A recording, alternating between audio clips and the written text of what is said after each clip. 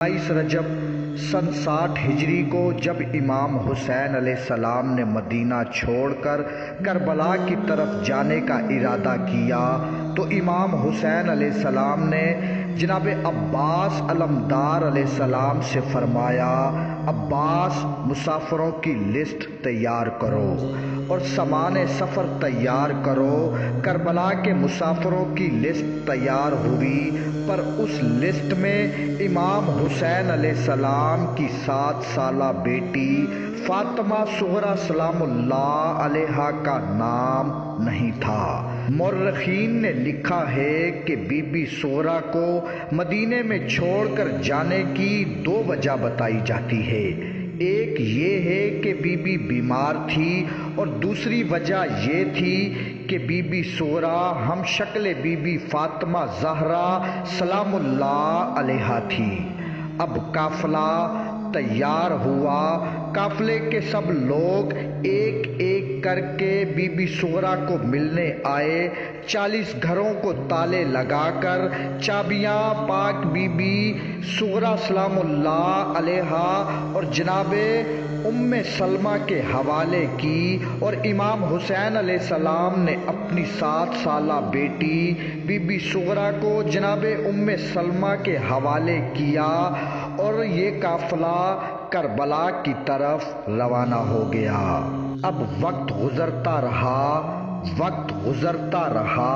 ایک دن be be صغریٰ سلام اللہ علیہا نے جناب ام سلمہ سے فرمایا، نانی اماں مجھے کاغذ قلم دعا دو کہ میں نے اپنے بابا کو خط لکھنا ہے۔ جناب ام سلمہ نے رو کر فرمایا، صغریٰ خط تو لکھو گی، پر اس خط کو عراق کون لے کر جائے گا؟ اب روایات بتاتی ہے کہ مدینے سے 8 میل دور ایک جگہ ہے جس کا نام مجمع ترائق ہے، جہاں پر بہت سے ملکوں کو راستہ جاتا ہے۔ اب بی بی صغریٰ سلام اللہ علیہا نے رو کر کہا، نانی اماں میں یہ خط لکھ کر کنیزوں کے ساتھ مجمع ترائق جاؤں گی۔ وہاں سے بہت سے قافلے گزرتے ہیں، جو قافلہ عراق جا رہا ہوگا میں ان سے ہاتھ جوڑ کر کہوں گی، اے قافلے والوں، میں حسین کی بیٹی ہوں، میرا یہ خط میرے بابا کے پاس لے جاؤ۔ اب بی بی صغریٰ سلام اللہ علیہا نے خط لکھنا شروع کیا۔ خط کی پہلی سطر پر لکھا، یہ خط وہ لکھ رہی ہے جو بیمار بھی ہے اور ضعیفہ بھی ہے۔ بابا آپ کی کرسی خالی نظر آتی ہے، چچا عباس کی کرسی خالی نظر آتی ہے، علی اکبر کا حجرہ خالی نظر آتا ہے۔